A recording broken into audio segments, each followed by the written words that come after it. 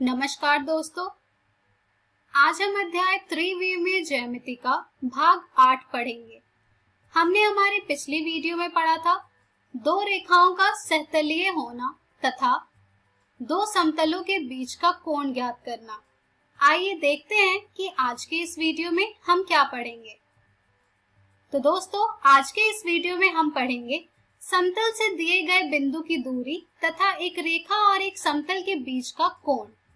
तो चलिए आगे बढ़ते हैं और शुरू करते हैं हम हमारा आज का भाग। समतल से दिए गए बिंदु की दूरी अर्थात distance of a point from a plane. जैसे कि इसके नाम से ही स्पष्ट हो रहा है, अब हम ये सीखेंगे कि किस प्रकार से हम एक प्लेन से किसी बिंदु की दूरी ज्ञात करते हैं। तो यहाँ पर मान लीजिए कि हमने एक प्लेन लिया है जिसका की इक्वेशन है r vector dot n vector is equals to d। यहाँ पर हमने एक बिंदु लिया है जो कि है P, जिसके की कोऑर्डिनेट्स हैं अर्थात निर्देशांक है x, y, z। अब यहाँ पर हमें इस प्लेन से इस बिंदु की दूरी ज्ञात करनी है।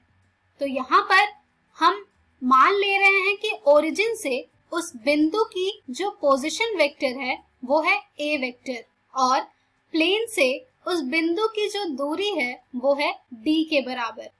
तो आइए देखते हैं कि हम वो दूरी किस प्रकार से ज्ञात कर सकते हैं।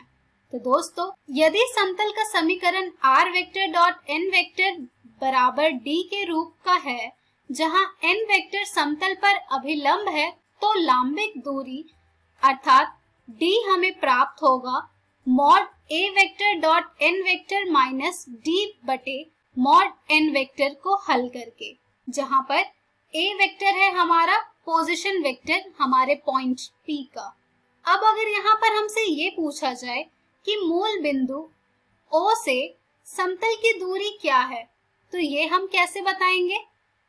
तो दोस्तों, मूल बिंदु से समतल की दूरी हमें प्राप्त होगी d बराबर मॉड d बटे मॉड ऑफ n वेक्टर से। दोस्तों, यहाँ पर इन दोनों d में अंतर है।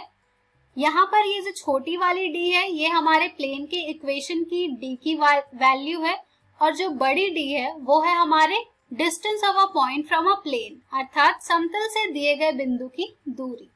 तो दोस्तों, यहाँ से हमें दो समीकरण प्राप्त हो रहे हैं जिससे कि हम समतल से दिए गए बिंदु की दूरी ज्ञात कर सकते हैं।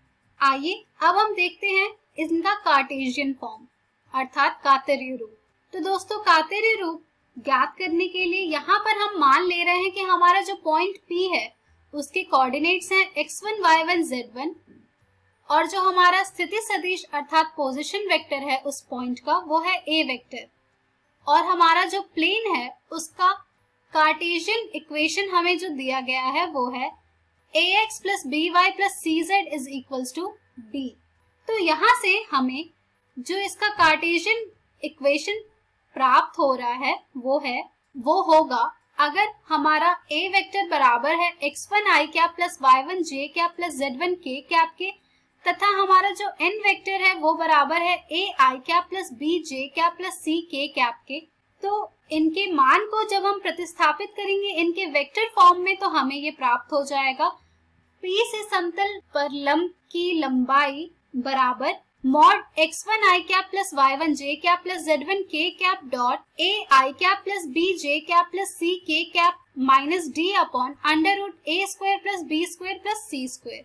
जहां से जब हम इनके डॉट प्रोडक्ट ज्ञात करेंगे तो यहाँ से हमें ये मिल जाएगा mod a x1 plus b y1 plus c z1 minus d upon under root a square plus b square plus c square.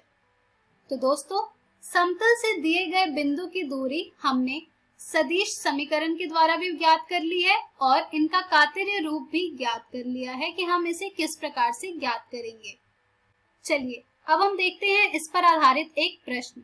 यहाँ पर हमारा लिया गया उदाहरण है बिंदु 2, 5 घटा 3 की समतल r vector dot 6 i cap minus 3 j cap plus 2 k cap बराबर 4 से दूरी ज्ञात कीजिए। तो दोस्तों, यहाँ पर जाहिर सी बात है कि हमारा जो a वेक्टर आएगा वो आएगा 2 i cap plus 5 j cap minus 3 k cap, क्योंकि हमारी जो पॉइंट दी गई है उसके कोऑर्डिनेट्स हमें दिए गए हैं 2, 5 घटा 3, जिसका कि जब हम पोजीशन वेक्टर के रूप में लिखेंगे तो हमें ये प्राप्त हो जाएगा 2i cap plus 5j cap minus 3k cap. और हमारे पास समतल के समीकरण से n वेक्टर की मान प्राप्त हो रही है 6i cap minus 3j cap plus 2k cap, और इसी के साथ हमारे पास d का मान आ रहा है 4। तो दोस्तों जब हमारे पास इन सभी के मान आ गए हैं तो चलिए समीकरण के सूत्र द्वारा इनके बीच की दूरी ज्ञात करते हैं। तो दोस्तों बिंदु से समतल पर लंब की लंबाई हमें प्राप्त होगी mod 2i cap plus 5j cap minus 3k cap dot 6i cap minus 3j cap plus 2k cap minus 4 upon under root 6 square plus minus 3 square plus 2 square, जिसे हम और सॉल्व करेंगे इनका डॉट प्रोडक्ट ज्ञात करके, तो हमें ये प्राप्त हो जाएगा 2 गुने 6 घटा 5 गुने 3 घटा 3 गुने 2 घटा 4 बटे वर्गमूल 36 योग 9 योग 4, जिसे हम और हल करेंगे तो हमें ये प्राप्त हो जाएगा 12 माइनस 15 माइनस 6 माइनस 4 बटे वर्गमूल 49, जिसे हम और हल करेंगे तो हमें ये प्राप्त हो जाएगा 13 बटे 7। तो दोस्तों बिंदु 2, 5 घटा 3 की समतल r vector dot 6i cap minus 3j cap plus 2k cap बराबर 4 से दूरी जो है वो है 13 बटे 7।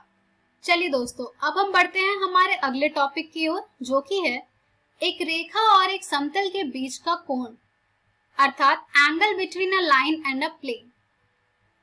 तो दोस्तों जैसा कि इनके नाम से ही स्पष्ट हो रहा है, अब हम ये सीखेंगे कि किस प्रकार से हम एक रेखा और एक समतल के बीच का कोण ज्ञात करते हैं।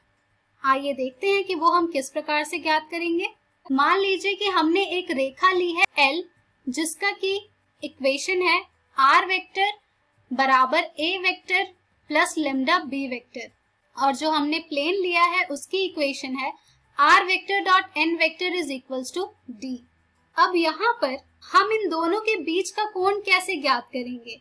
तो दोस्तों इन दोनों के बीच का जो कोण होगा वो एक दूसरे के कॉम्प्लीमेंट्री होगा, जो कि हम ज्ञात करेंगे अभिलंब के द्वारा समतल के। तो पहले हम इनका नॉर्मल ड्रॉ करेंगे टू द प्लेन और फिर इनके बीच का कोण देखेंगे, जो कि होंगे कॉम्प्लीमेंट्री, अर्थात एक कोण होगा थीटा के बराबर, दूसरा होगा 90 माइनस थीटा के बराबर। आइए इनका हम पहले वेक्टर फॉर्म देखते हैं कि किस प्रकार से हम एक रेखा और एक समतल के बीच का कोण ज्ञात करेंगे। तो दोस्तों यहाँ पर हमारे जो दोनों नॉर्मल है उनके बीच का जो कोण है वो थीटा है।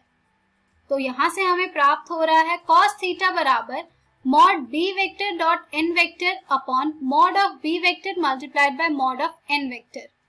हमें रेखा और समतल के बीच का कोण प्राप्त हो रहा है sin 90 माइनस थीटा बराबर mod b vector dot n vector upon mod of b vector multiplied by mod of n vector, क्योंकि cos थीटा बराबर होता है sin 90 डिग्री माइनस थीटा के, जिसे हम sin फाई लिखकर डिनोट कर रहे हैं यहाँ पर, जो कि हमें प्राप्त हो रहा है mod of b vector dot n vector upon mod of b vector multiplied by mod of n vector. तो दोस्तों एक रेखा और एक समतल के बीच का कोण हम ज्ञात करते हैं sin फाई बराबर mod b vector dot n vector upon mod of b vector multiplied by mod of n vector से। चलिए अब हम देखते हैं इस पर आधारित एक प्रश्न, जिससे कि आपको ये अच्छी तरह से क्लियर हो जाएगा। यहाँ पर जो हमने उदाहरण लिया है वो है रेखा x plus 1 upon 2 is equals to y upon 3 is equals to z minus 3 upon 6 और समतल 10x plus 2y minus 11z is equals to 3 के बीच का कोण ज्ञात कीजिए। यानी कि हमारे पास लाइन और एक प्लेन की इक्वेशन दी गई है और कहा जा रहा है इनके बीच का कोण ज्ञात करने के लिए। हमारे पास जो रूप इनका दिया गया है वो है कातरीय रूप।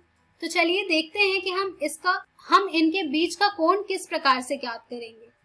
तो पहले ये जो कातरीय रूप दिया गया है इनका, इसे हम परिवर्तित करेंगे वेक्टर रूप में, अर्थात सदिश रूप में। तो यहाँ से हमारे पास रेखा का जो समीकरण आ रहा है वो आ रहा है r वेक्टर बराबर minus i cap plus 3k cap plus lambda 2i cap plus 3j cap plus 6k cap, तथा जो समतल है उसका समीकरण हमारे पास आ रहा है r vector dot 10i cap plus 2j cap minus 11k cap is equals to 3। अब जब हमारे पास इनके वेक्टर फॉर्म्स आ चुके हैं तो आइए देखते हैं कि हमारा b वेक्टर और n वेक्टर क्या है। तो यहाँ से हमारे पास जो b वेक्टर आ रहा है वो आ रहा है 2i cap plus 3j cap plus 6k cap. साथ ही जो n वेक्टर आ रहा है वो आ रहा है 10i cap plus 2j cap minus 11k cap. अब जब हमारे पास b वेक्टर भी आ गया है और n वेक्टर भी आ गया है तो चलिए अब हम ज्ञात करते हैं इनके बीच का कोण, जो कि बराबर होता है साइन फाई बराबर mod of b vector dot n vector upon mod of b vector multiplied by mod of n vector के। जब हम यहाँ पर इनके मान को अब प्रतिस्थापित करेंगे तो हमें ये प्राप्त हो जाएगा साइन फाई बराबर mod of 2i cap plus 3j cap plus 6k cap dot 10i cap plus 2j cap minus 11k cap upon under root 2 square plus 3 square plus 6 square multiplied by under root 10 square plus 2 square plus minus 11 square, जिसे हम further solve करेंगे तो यहाँ से हमारे पास sine phi की value आ रही है 2 multiplied bye 10 plus 3 multiplied by 2 plus 6 multiplied by minus 11 upon under root 49 multiplied by under root 225, जिसे हम और सॉल्व करेंगे तो हमारे पास आ जाएगा साइन फाई बराबर माइनस 40 अपॉन 7 मल्टीप्लाइड बाय 15, जिसे हम और सॉल्व करेंगे तो हमारे पास ये आ जाएगा साइन फाई बराबर minus 40 upon 105 which is equals to minus 8 upon 21, जहां से हमारे पास अब फाई की वैल्यू आएगी साइन इनवर्स 8 अपॉन 21, अर्थात साइन प्रतिलोम 8 अपॉन 21। तो दोस्तों यहाँ पर देखा आपने कि किस प्रकार से हम सूत्र का प्रयोग करके एक रेखा और एक समतल के बीच का कोण ज्ञात करते हैं, चाहे वो हमें कार्टेशियन रूप में दिया गया हो या फिर वेक्टर रूप में दिया गया हो। तो दोस्तों आज के इस वीडियो में हमने जो भी सीखा है इस पर आधारित और भी प्रश्न आपको आपकी एनसीईआरटी पुस्तक में मिल जाएंगी, जिन्हें आप जरूर हल करें।